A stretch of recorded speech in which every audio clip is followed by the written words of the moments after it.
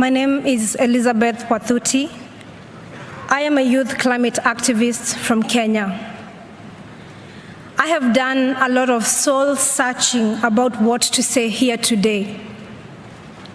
I have asked myself over and over what words might move you. And then I realized that making my 4 minutes count does not rest solely on me.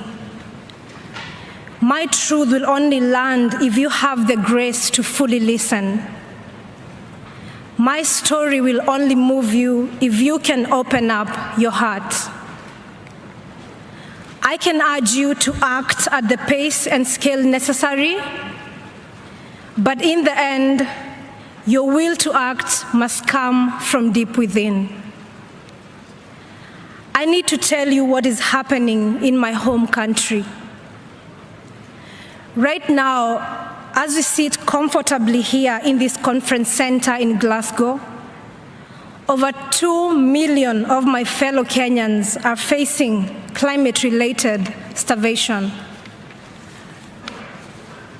In this past year, both of our rainy seasons have failed, and scientists say that it may be another 12 months before the waters return again.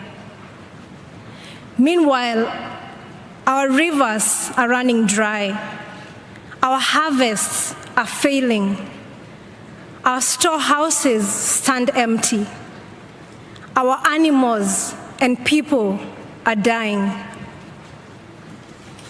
I have seen with my own eyes 3 young children crying at the side of a dried-up river after walking 12 miles with their mother to find water. Please open your hearts. This is not only happening in Kenya. Over the past few months, there have been deadly heat waves and wildfires in Algeria and devastating floods in Uganda and Nigeria. And there is more still to come. By 2025, in just 4 years' time, half of the world's population will be facing water scarcity. And by the time I'm 50, the climate crisis will have displaced 86 million people in sub-Saharan Africa alone. I would like you to join me in holding a moment of compassionate silence for the billions of people who are not here with us today, whose stories are not being heard, and whose suffering is not being felt.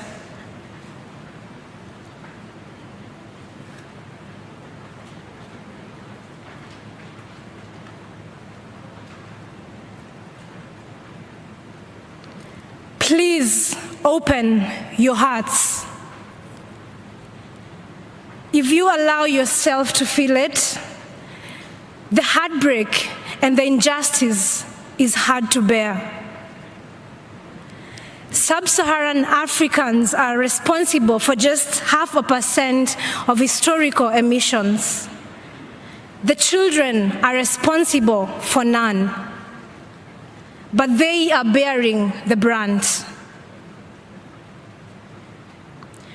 We are the adults on this earth right now, and it is our responsibility to ensure that the children have food and water.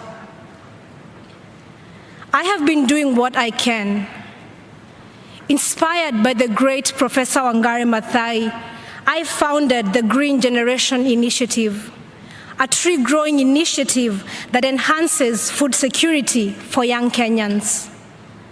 So far, we have grown 30,000 fruit trees to maturity, providing desperately needed nutrition for thousands of children. Every day, we see that when we look after the trees, they look after us. But these trees and the life-saving fruit they bear will not survive on a 2.7 degrees Celsius warmer planet. The decisions you make here will help determine whether the rains will return to our land.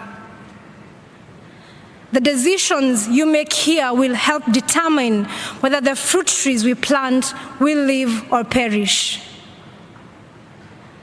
The decisions you make here will help determine whether children will have food and water. I believe in our human capacity to care deeply and to act collectively. I believe in our ability to do what is right if we let ourselves feel it in our hearts. So for these next 2 weeks, let us feel it in our hearts. The children cannot live on words and empty promises. They are waiting for you to act. Please open your hearts and then act. Thank you.